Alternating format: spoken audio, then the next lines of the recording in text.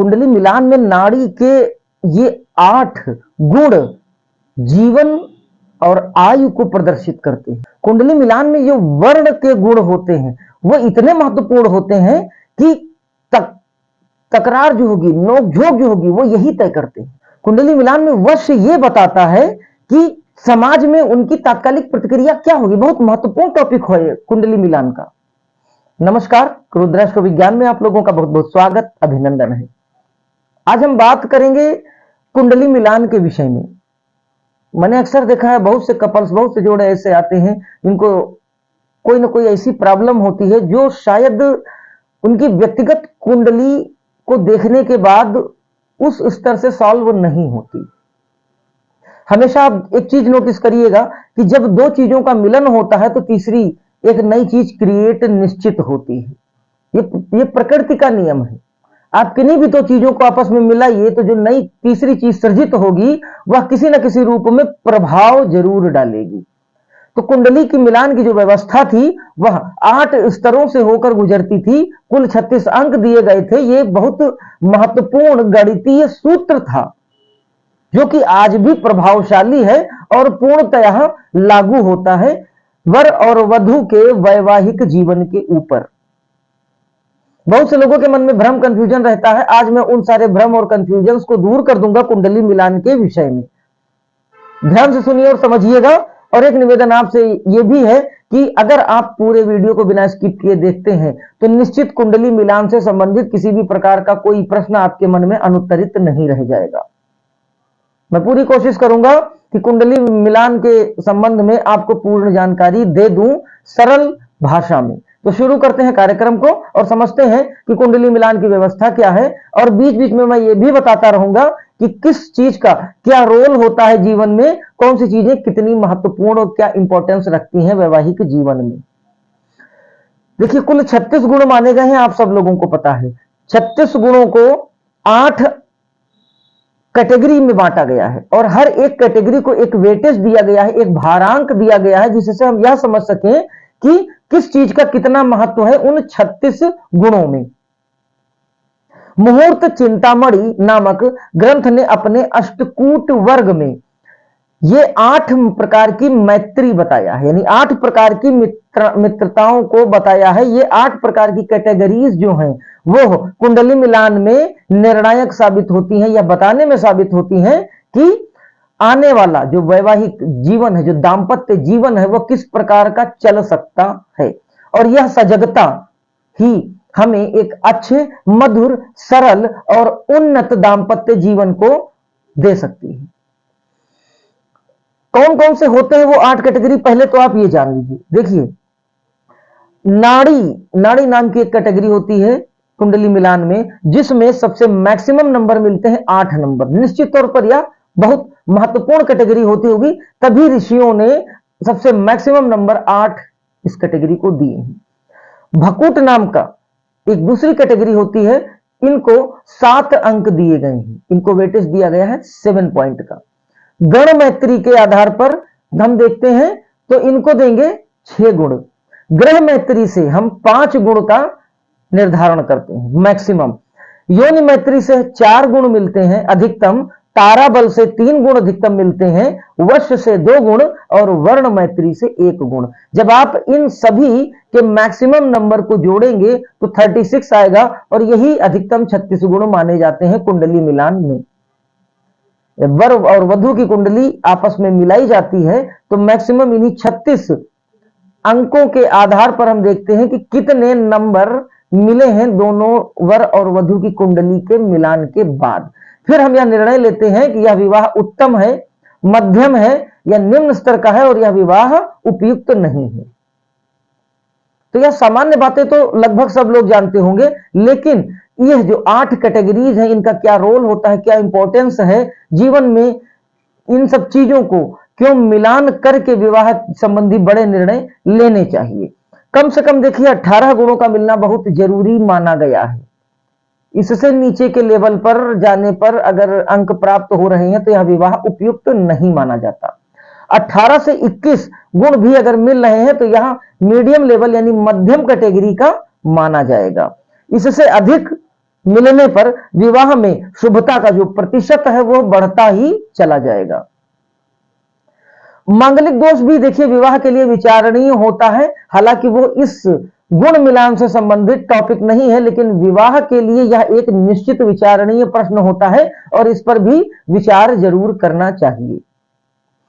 तो हम बात करते हैं एक एक करके इन 8 अष्टकूट की और देखते हैं, समझने की कोशिश करते हैं कि क्या व्यवस्था है इन 8 कूटों की। पहले नंबर पे हम बात करते हैं वर्ण की। वर्ण जैसा कि अपने नाम से भी झलकता है, इसका अर्थ वर्ण, जिस प्रकार हमारे ऋषियों ने समाज में 4 प्रकार के वर्ण में पूरे समाज को विभाजित किया, इसी प्रकार हम जो है इन सभी राशियों को वर्ण के हिसाब से बांट सकते हैं और इन्हीं आवंटन के आधार पर यह वर्ण नाम का जो कूट है, यह वर्ण नाम की जो कैटेगरी है, हम इससे देखते हैं कि वर और वधु आपस में किस प्रकार का व्यवहार रखेंगे एक दूसरे के प्रति। देखिए वर्ण यानी कि सब जान रहे हैं कि ब्राह्मण, क्षत्रिय, वैश्य और शूद्र, ये 4 प्रकार के वर्ण माने गए हैं।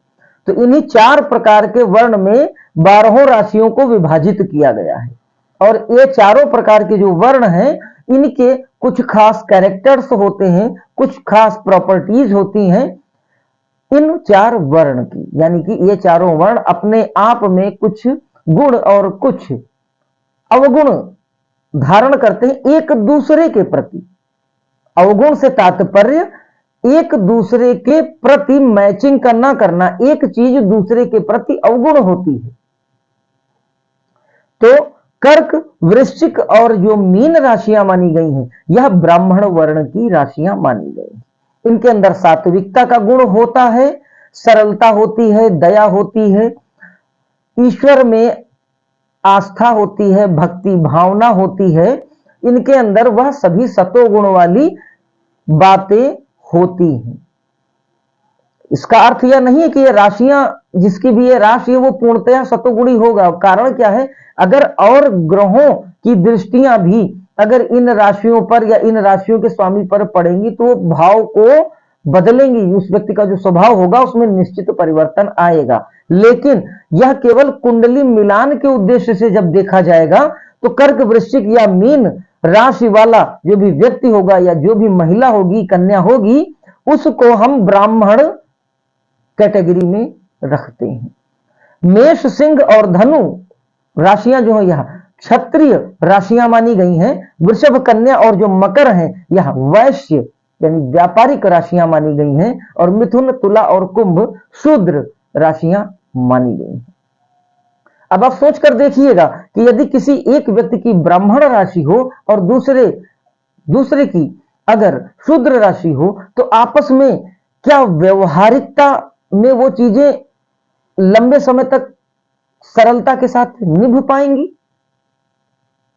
इन सब चीजों को आप मित्रों के साथ भी अटैच्ड कर सकते हैं। अगर कोई एक मित्र ए, मान लीजिए हम ए एक नाम का एक मित्र देखते हैं, ए के अगर वर्ण जो है वह ब्राह्मण राशि को कैटेगरी को बिलोंग करता है और दूसरा मित्र बी जो है वह यदि शूद्र राशियों से बिलोंग करता है तो दोनों की आपस में बातों बातों पर वैचारिक मतभेद हमेशा बनते रहेंगे। तो यह एक कैटेगरी हो गई। वर्ण 1 अंक मिलता है, 36 गुणों में 1 गुण मैक्सिमम मिलता है और अगर आपस में तालमेल है तो 1 अंक की प्राप्ति हो जाती है 36 गुणों में से। दूसरे पे हम वश्य देखते हैं। वश्य ये भी एक कैटेगरी है जिसमें हम वर और वधु की कुंडली का मिलान करके देखते हैं। अधिकतम, जैसा कि मैंने बताया कि जो वश्य कैटेगरी होगी, वश्य कैटेगरी के अनुसार हम यह देखते हैं कि उस व्यक्ति की तात्कालिक प्रतिक्रिया जो है वो कैसी होगी।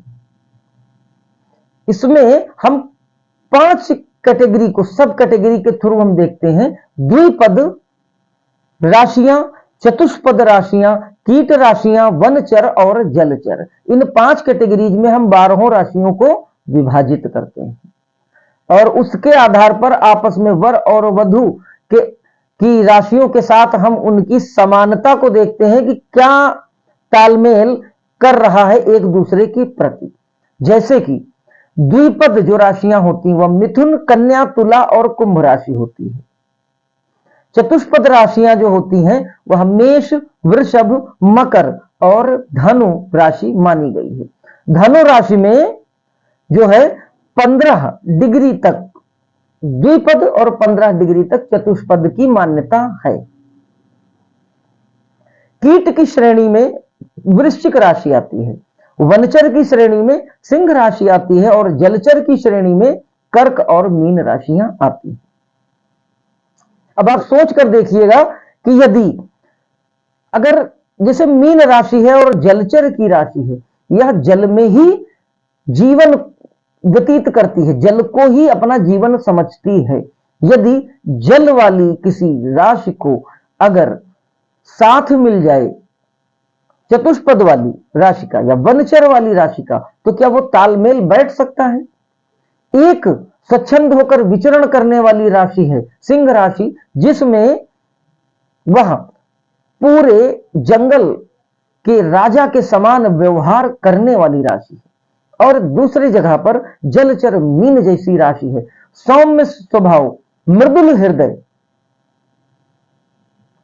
तो सोच कर देखिए कि क्या यह विचार कहीं से आपस में तालमेल खा सकते हैं? तो तात्कालिक प्रतिक्रिया क्या होगी? एक सिंह की, एक शेर की तात्कालिक प्रतिक्रिया क्या होती है? कोई बात उसको बुरी लग गई तो घुड़क देगा, पंजा भी मार सकता है। लेकिन जब मीन की बात करते हैं तो एक सौम्य राशि है, अगर कोई कुछ करेगा भी तो यह थोड़ा सा नुकसान ना पहुंचाकर पहले स्वयं की बचाव की मुद्रा में आके इधर उधर हटने और भागने की कोशिश करेगी। लेकिन सिंह, शेर, वो क्या करेगा? वो तो आक्रामक होगा और तुरंत तात्कालिक प्रतिक्रिया में बदला लेने वाली बात करने लगेगा। तो इसलिए वश्य का मिलान भी इसलिए ऋषियों ने आवश्यक समझा। अगर इनमें विरोधाभास है किसी भी कुंडली की मैच मेकिंग में, तो आपस में जो तात्कालिक प्रतिक्रिया होगी वह विरोधाभासी हो जाएगी और हमेशा खटपट और कुछ न कुछ चलता रहेगा।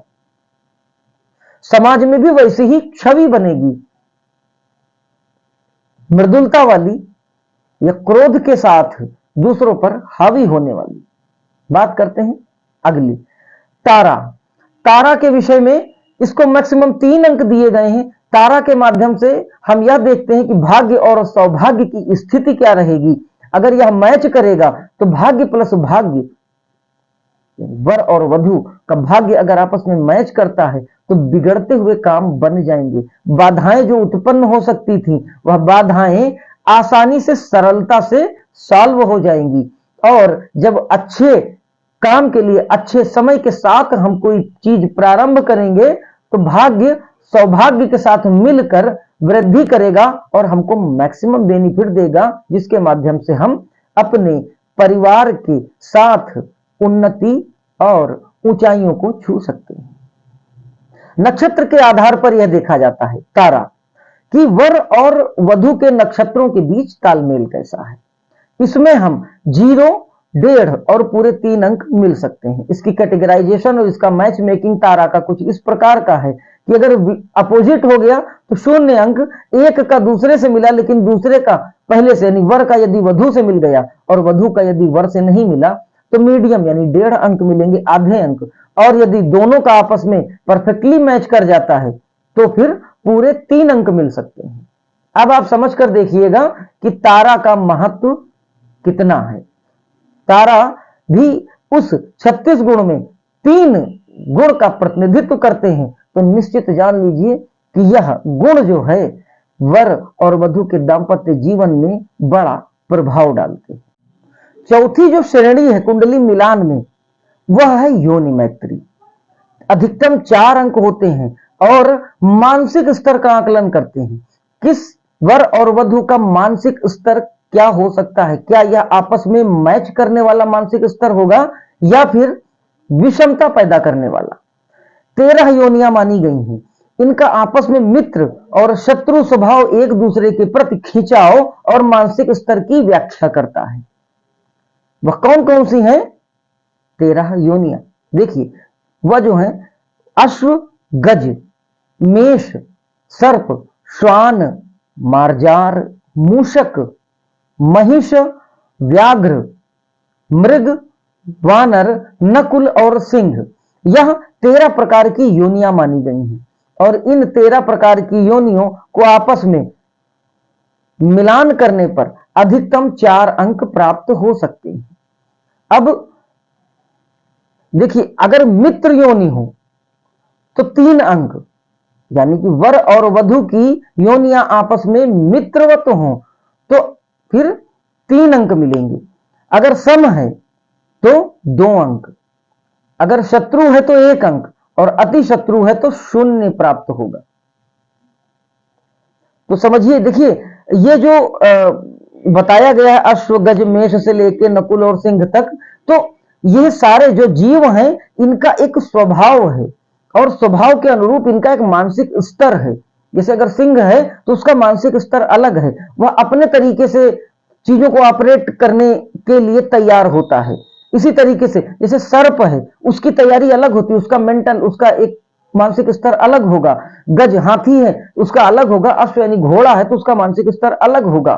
तो इसी प्रकार वर और वधु को यह जब योनि मैत्री देखी जाती है तो उसमें यह देखा जाता है कि मानसिक स्तर क्या है। अगर मानसिक स्तर मजबूत है तो जान लीजिए कि इनमें आपस में ट्यूनिंग अच्छी मैच कर जाएगी और समाज में और व्यक्तिगत अपने पारिवारिक जीवन में यह आपस में सहमति बनाकर काफी उन्नति करेंगी। तो इसलिए भी यह मिलान आवश्यक है। क्यों? क्योंकि 4 अंक का भारांक यह रखते हैं कुंडली मिलान में। अगला जो है वो ग्रह मैत्री है।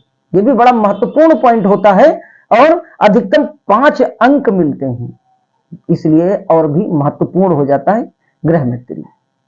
देखिए, इससे हम देखते हैं ग्रह मैत्री की स्नेह, लगाव, आपस की सोच, एक साथ मिलजुल कर काम करने की जो क्षमता है, एक दूसरे के प्रति डेडिकेशन, समर्पण का भाव है, वो क्या होगा। अब इसमें 3 प्रकार की श्रेणियां मानी गई हैं, मित्र, शत्रु और तटस्थ।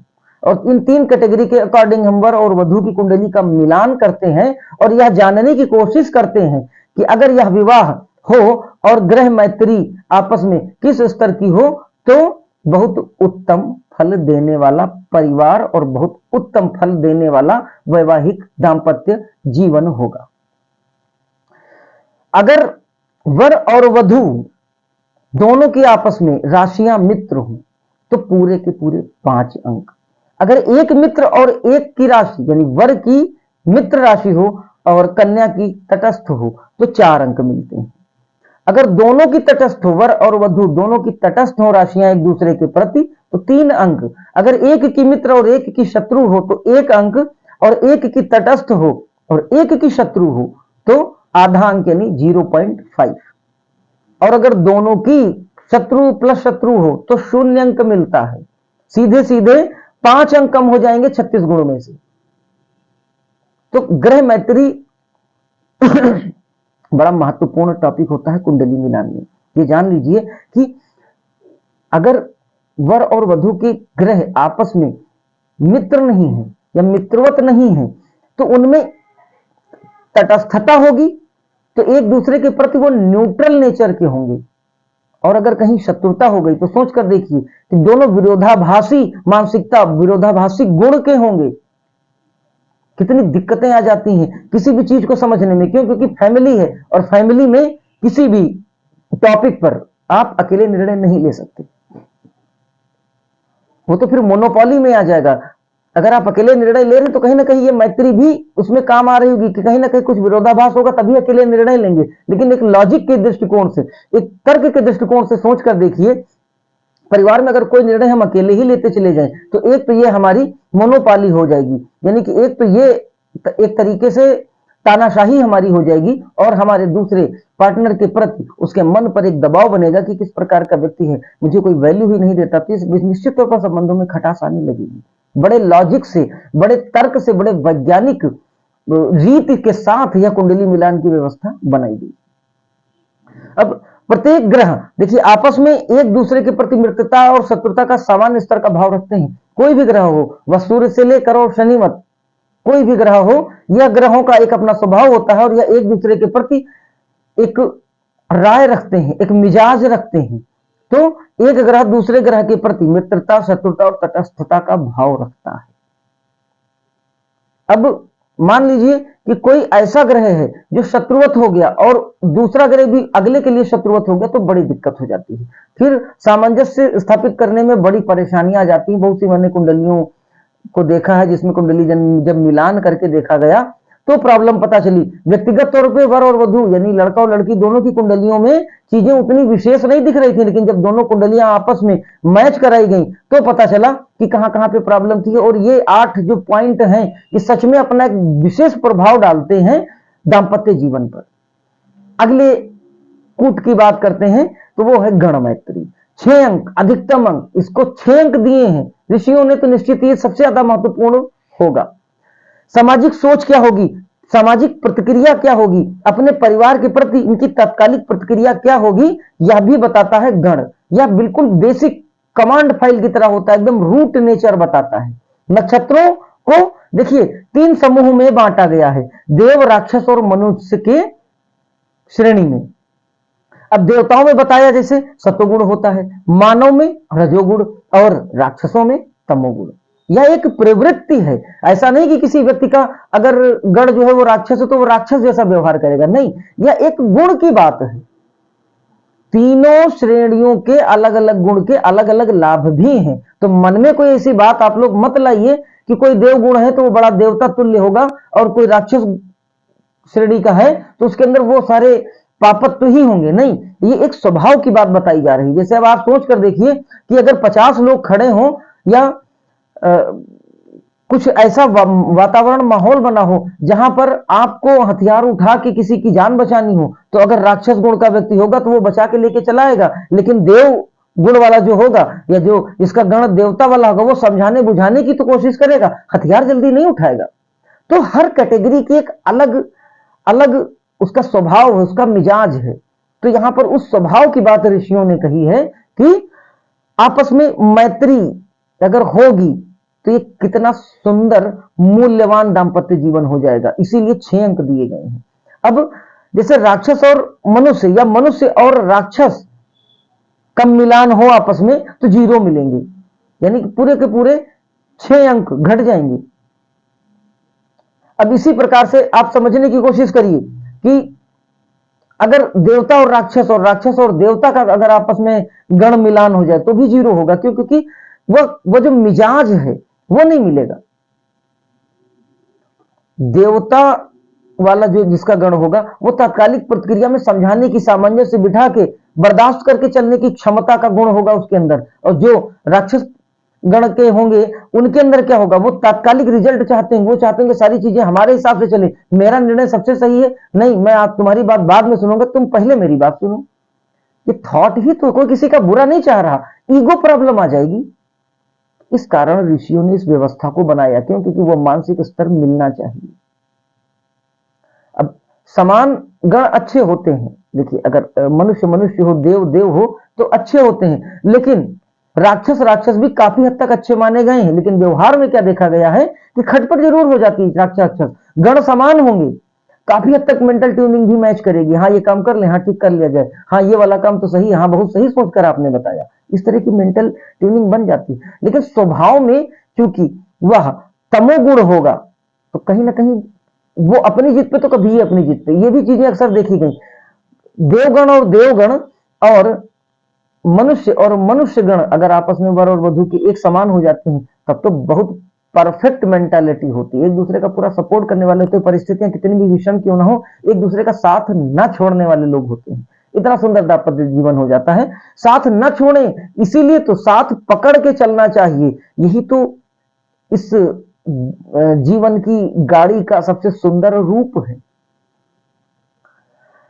अगली कैटेगरी की बात करते हैं, उसका नाम है भकूट। इससे भी अधिक अंक दिए गए हैं, 7 अंक। और 7 अंक का मतलब आप समझ रहे हैं कि पिछले वाले से भी 1 अंक अधिक, तो ये भी बहुत अधिक वैल्यूएबल कैटेगरी होगी कुंडली मिलान में। इससे क्या देख सकते हैं? इससे हम देखते हैं जीवन का स्तर, आयु, असाध्य रोग और फाइनेंस की भी स्थिति को देखते हैं कि उस फाइनेंशियल स्टेटस का लेवल क्या हो सकता है, ये हम भकूट से देखते हैं जिसके अधिकतम 7 अंक होते हैं। और इस कैटेगरी की क्वालिटी और होती है, ये या तो मिलता है या नहीं मिलता है, यानी या तो 7 अंक मिलेंगे या 0 मिलेंगे। अब भकूट अगर ना मिले, 0 0 अंक मिल जाए तो ये एक दोष बनाता है, इसको भकूट दोष कहते हैं। यह दोष भी बड़ा प्रभावशाली होता है।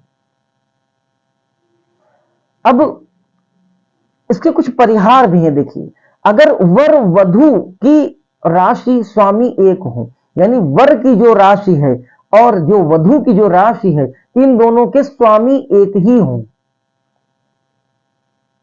जैसे कि एक की अगर मेष राशि निकल आए और दूसरे की वृश्चिक, तो दोनों के स्वामी मंगल हो गए, तो एक ही है, तो फिर यह दोष जो है वो शांत हो जाता है। और यदि नाड़ी और भकूट, ध्यान से समझिएगा, यदि नाड़ी और भकूट दोनों दोषी हों तो विवाह करना बिल्कुल उचित नहीं, अगर ये भी नहीं मिल रहा है तो। क्यों? क्योंकि ये मैक्सिमम भारांक वाले कैटेगरी को बिलोंग करते हैं। सब तोड़ फोड़ तहस नहस मचा देंगे इसे विवाह में, यदि ये नहीं मिलता है तो भकूट हम फाइनेंशियल स्टेटस को देखने और समझने के लिए देखते हैं, और इसके साथ ही साथ इस विवाह के बाद जीवन के स्तर पर क्या प्रभाव पड़ सकता है, आयु से संबंधित किस प्रकार की प्रॉब्लम आ सकती है, इसको बताने में भी भकूट सक्षम है। अब यदि वर और वधु की कुंडली में 8th house 2nd house problematic हो, या अष्टमेश और द्वितीयेश प्रॉब्लमेटिक हो, द्वितीय और अष्टम भाव भी समस्या कारक हो और भकूट के भी अंक नहीं मिलते हो, तो ऐसा विवाह बिल्कुल उपयुक्त नहीं होता है। इसके साथ अगर मंगल दोष भी है तो उस प्रकार के विवाह को विचार ही नहीं करना चाहिए। इन सब चीजों के अलावा भी हम कुंडली में और भी तमाम चीजें देखते हैं, लेकिन ये 8 कैटेगरी बड़ी महत्वपूर्ण होती है। इसके मिलान के बगैर विवाह करना समझ लीजिए कि एक सट्टा या जुआ खेलने जैसा है। बात करते हैं अंतिम कैटेगरी की, नाम है उसका नाड़ी, और सबसे मैक्सिमम 8 कैटेगरीज में सबसे अधिकतम 8 अंक ऋषियों ने प्रदान किए हैं। तो ये निश्चित तौर पर कोई बड़ी बात होगी, तभी उन्होंने नाड़ी को 8 अंक सबसे अधिक प्रदान किए हैं। संतान उत्पत्ति के मामले में भी हम इसको देखते हैं कि संतान की उत्पत्ति का स्तर क्या होगा, क्या प्रॉब्लम आ सकती है या नहीं आ सकती है। आयुर्वेद ने तो नाड़ी को जीवनी शक्ति कहा है, इसी से आप समझ लीजिए यह एक संस्कृत का शब्द है। 3 प्रकार की नाड़ियां होती हैं, जैसा कि आप सब जानते हैं, आदि, मध्य और अंत्य। आदि जो है वो वात प्रकृति, मध्य जो है वो पित्त प्रकृति, और अंत जो है वह कफ प्रकृति का प्रतिनिधित्व करती है। प्रत्येक नाड़ी देखिए 9 नक्षत्रों से बनती है और 9 त्रिक 27 नक्षत्र होते हैं, इसलिए 3 कैटेगरी की नाड़ी मानी गई है। वर वधु की नाड़ी अलग हो तो 8 अंक पूरे मिलते हैं। इसमें नाड़ी का मिलान नहीं होना चाहिए, मैच नहीं होना चाहिए, एक ही नहीं होना चाहिए, समान नाड़ी वर और वधु की नहीं होनी चाहिए। और अगर नाड़ी एक ही हुई तो 0, यानी सीधे सीधे 8 नंबर कम 36 नंबर में से। आदि नाड़ी दोष में क्या होता है, अगर आदि नाड़ी का दोष आ गया तो वाद विवाद होगा, शत्रुता होगी, काफी ऊंचे स्तर की लड़ाई झगड़ा होगी अक्सर, और यह मामला कोर्ट कचहरी मुकदमे में बदल सकता है, तलाक की स्थितियां आ जाती हैं। इतना महत्वपूर्ण होता, तभी 8 अंक सबसे अधिक प्रदान किए हैं ऋषियों ने। अगर मध्य नाड़ी का दोष आता है तो मारपीट, दुर्घटना जैसी समस्याएं हो जाती हैं। बच्चों के स्वास्थ्य को लेकर अक्सर प्रॉब्लम रहती है, तो इसीलिए अगर व्यक्तिगत कुंडली में संतान के स्वास्थ्य को लेकर कोई प्रॉब्लम बार बार आ रही है और पकड़ में नहीं आ पा रही कुंडली में, तो एक बार मैच मेकिंग यानी कि माता और पिता की कुंडली का मिलान करके देख लें कि कहीं ऐसा तो नहीं कि नाड़ी का कोई दोष बन रहा हो। अगर अंत नाड़ी का कोई दोष बनता है तो यह सबसे गंभीर होता है, या आयु से संबंधित होता है, जीवन से संबंधित दोष होता है, या फिर असाध्य और गंभीर रोग बन सकते हैं अगर विवाह होता है तो। अब इसका अपवाद भी जान लीजिए कि कुछ मामलों में नाड़ी दोष समाप्त माना गया है। अगर राशि एक ही हो और नक्षत्र अलग हो, यदि वर और वधु की राशि एक ही हो, नक्षत्र अलग अलग हो। अब दूसरा किन मामलों में नाड़ी दोष समाप्त हो जाएगा, ठीक उसका उल्टा समझ लीजिए। यदि नक्षत्र एक ही हो और राशि अलग अलग हो, यानी वर और वधु का नक्षत्र एक हो, राशियां अलग अलग, तो भी यह नाड़ी दोष समाप्त, शून्य, नगण्य माना जाएगा। अगर रोहिणी नक्षत्र और पूर्वा भाद्रपद नक्षत्र वर या वधु के हों तो भी ये युग्म मिल जाता है तो दोष शून्य। यदि मघा नक्षत्र और रोहिणी नक्षत्र हो, यानी कि वर या वधु में एक की मघा नक्षत्र और दूसरे की रोहिणी नक्षत्र हो तो भी यह नाड़ी नाम का दोष नहीं लगता। पुनर्वसु या अश्विनी नक्षत्र का आपस में कोई युग्म मिल रहा है वर और वधु का तो भी यह दोष नहीं लगेगा। उत्तरा, आषाढ़ा और स्वाति नक्षत्र का कोई युग्म है वर और वधु के साथ तो भी नाड़ी नाम का यह दोष नहीं लगेगा। तो आज हमने बात की कुंडली मिलान के विषय में कि कुंडली मिलान की वह 8 कैटेगरीज कितनी महत्वपूर्ण है, क्यों मिलाई जानी चाहिए, और इन 8 कैटेगरीज को शॉर्ट में बताने की मैंने कोशिश की कि क्या महत्व है। देखिए, कुंडली मिलान के अतिरिक्त मांगलिक दोष भी देखा जाता है कि मंगल का दोष वर और वधु की कुंडली में तो नहीं है, क्योंकि शुभता और मांगलिक कार्यों के प्रतीक हैं मंगल देव, तो इनका अच्छी स्थिति में होना जरूरी है। 1, 4, 7, 8 और 12वें भाव में मंगल यदि बैठते हैं तो मांगलिक दोष का निर्माण करते हैं। अगर आप और अधिक जानना चाहते हैं मांगलिक दोष के बारे में तो इसके पूर्व में मैंने स्पेशली मांगलिक दोष के बारे में बताया है। ये भी बताया है कि बहुत से लोग सामान्य तौर पर देखने पर ये बता देते हैं कि मांगलिक दोष है, जबकि बहुत से मामलों में मंगल का दोष कट जाता है। वो कौन कौन से कारण हैं जिनमें मंगल का दोष समाप्त हो जाता है, आप मेरी अगर पहले मांगलिक दोष वाली वीडियो देखेंगे तो पूरी जानकारी हासिल कर लेंगे और आपके मन में कोई भ्रम नहीं रहेगा। आप किसी की भी कुंडली देखकर ये बता सकते हैं कि इनकी कुंडली में अगर किसी ने बता दिया कि मांगलिक दोष है तो इन कारणों से यह मंगल दोष कट रहा है, मंगल दोष दिख रहा है लेकिन मंगल का दोष है नहीं। तो वर और वधु की कुंडली का मिलान करके इन 8 स्तरों से हम जांच करते हैं कि वर और वधु का यदि आपस में विवाह करा दिया जाए तो दाम्पत्य जीवन पर क्या प्रभाव पड़ेगा, जीवन उन्नत समृद्धशाली होगा या फिर असफलता और परेशानियों के गर्त में डालने वाला होगा यह विवाह। बड़ा महत्वपूर्ण हो जाता है यह मैच मेकिंग। आप सब लोगों से निवेदन है कि आप सब लोग अपनी कुंडली का मिलान कराने के बाद ही इस वैज्ञानिक पद्धति के माध्यम से गुजर कर फिर आप विवाह जैसे एक महत्वपूर्ण निर्णय लें। तो इस वीडियो को यही विराम देता हूं, लेकिन मैं अगले वीडियो में यह बताने की कोशिश करूंगा, क्योंकि कुंडली सबके पास नहीं होती, जन्म का समय और जन्म की तिथि सबके पास नहीं होती, तो नाम से ही मिला दिया जाता है कि जैसे वर का नाम पप्पू है और कन्या का नाम बोल दिए सुशीला है, आपस में मिला के देख लिया, हो गई शादी।